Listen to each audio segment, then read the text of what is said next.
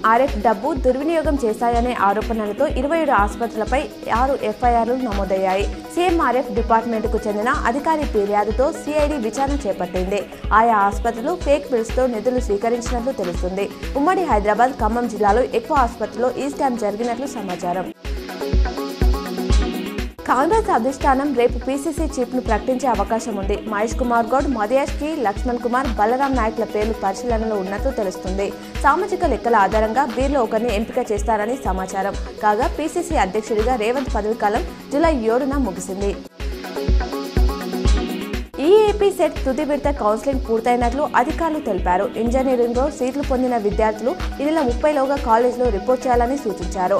మొత్తం 248 కాలేజీల్లో 1.39 లక్షల సీట్లు ఉండగా 3 విడతల్లో 1.16 లక్షల సీట్లు భర్తయినట్లు తెలిపారు.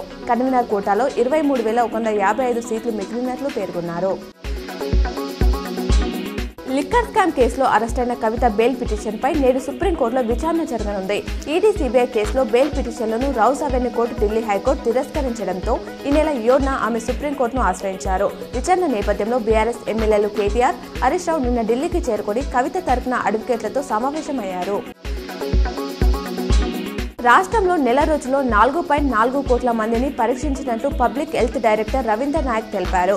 గత నెల 23 నుంచి ఈ నెల 25 వరకు చేసిన ఫీవర్ సర్వేలో 2.65 లక్షల మంది జ్వరం బారిన పడినట్లు గుర్తించినట్లు తెలిపారు.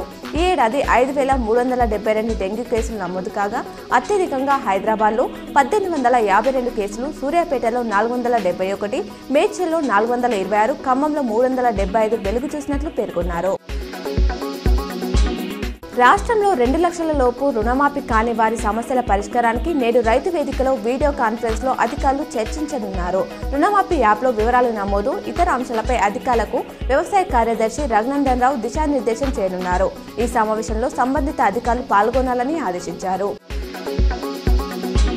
రాష్ట్రంలో వచ్చే నెల నుంచి కులగణన ప్రక్రియ ప్రారంభమవుతుందని మంత్రి పొన్నం ప్రభాకర్ అన్నారు. ఇందుకోసం జీవో జారీ చేసి ₹150 కోట్లు కేటాయించినట్లు తెలిపారు.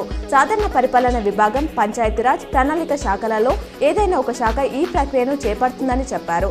బీసీలకు రిజర్వేషన్లు ఖరారైన మేరకు చట్టం వేసి అమలు చేస్తామన్నారు.